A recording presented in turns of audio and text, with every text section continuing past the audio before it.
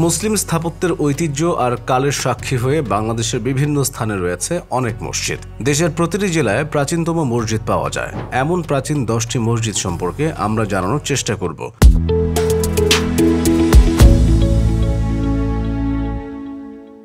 নওগাঁ জেলার কুসুম্বা মসজিদ। সুলতানি আমলের ঐতিহ্য কুসুম্বা মসজিদ প্রায় 450 বছরের ঐতিহ্য এবং স্মৃতি ধারণ করে দাঁড়িয়ে আছে মসজিদটি।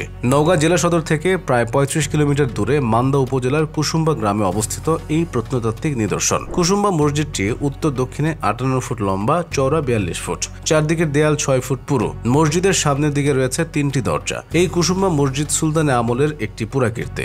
মসজিদের ছাদের উপর রয়েছে মোট 6টি গম্বুজ। বাংলায় আফগানদের শাসন আমলে সুর বংশের শেষ দিকের শাসক গিয়াসউদ্দিন বাহাদুর শাহের রাজত্বকালে জনৈক সুলেমান মসজিদটি নির্মাণ করেন। 1897 সালের ভূমিকম্পে মসজিদটি মারাত্মকভাবে ক্ষতিগ্রস্ত হয়। বাংলাদেশের 5 টাকার নোটে মুদ্রিত আছে এর ছবি। টাঙ্গাইল জেলার আতিয়া মসজিদ। টাঙ্গাইল জেলায় প্রত্নতাত্ত্বিক নিদর্শনের মধ্যে অন্যতম হচ্ছে আতিয়া মসজিদ। টাঙ্গাইল সদর থেকে 6 কিলোমিটার দক্ষিণে দেলদুয়ার উপজেলায় হাতিয়া গ্রামে মসজিদটির অবস্থান। বেশ কয়েকটি শিলালিপির তথ্য থেকে ধারণা করা হয় যে খুব সম্ভবত 1608 থেকে 1611 শতকের মাঝামাঝি কোনো এক সময়ে এটি নির্মিত হয়ে থাকতে পারে।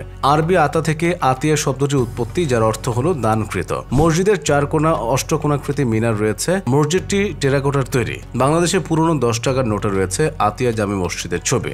বাগেরহাট জেলার 60 গম্বুজ মসজিদ। 60 গম্বুজ মসজিদ বাগেরহাট জেলায় অবস্থিত একটি প্রাচীন ও ঐতিহাসিক মসজিদ। বিশিষ্ট আউলিয়া আজম খানজাহান আলী রাদিয়াল্লাহু তাআলা আনহু 1500 শতাব্দীতে মসজিদটি নির্মাণ করেন। এই মসজিদের ভেতরে 60টি স্তম্ভ আছে। প্রতি সারিতে 10টি করে, উত্তর থেকে দক্ষিণে 6টি সারিতে এই স্তম্ভগুলো দাঁড়ানো। মসজিদের নাম 60 গম্বুজ হলেও এর গম্বুজের সংখ্যা আসলে 77টি।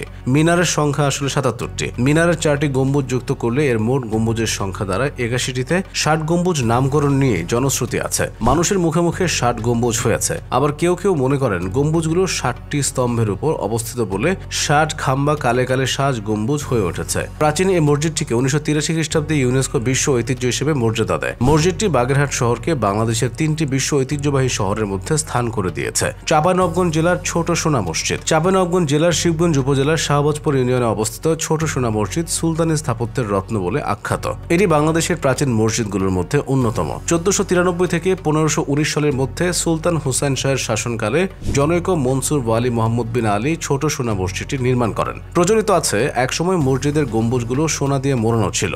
সে কারণে এটি সোনা মসজিদ নামে পরিচিতি পায়। বাংলাদেশ ভারত সীমান্তের কাছে ভারতে আয়তনে বড় আরেকটি সোনা মসজিদ থাকা এটি সবার কাছে ছোট সোনা মসজিদ নামে পরিচিত হয়ে ওঠে। রাজশাহী জেলার বাঘা মসজিদ। 50 টাকার নোট আর 100 টাকার নোট স্মারক ডাক টিকিটে দেখা যায় প্রাচীন স্থাপত্যের অন্যতম নিদর্শন বাঘা শাহী মসজিদ। রাজশাহীর বাঘা উপজেলায় অবস্থিত টেরাকোটা শিল্পমণ্ডিত বাঘা মসজিদ দেশের অন্যতম প্রত্নসম্পদ। হযরত মাওলানা মুয়াজ্জেমুদ্দৌলা বা মোহাম্মদ দৌলা ওরফে শাহ দৌলা নামে পরিচিত দরবেশের সুদূর প্রসারী খ্যাতির কারণে বহু শিষ্য সাগরেদের আগমন ঘটে। এ সময় বাংলার সুলতান নাসিরউদ্দিন নসরত শাহ 930 হিজরি এখানে একটি মসজিদ নির্মাণ করেন।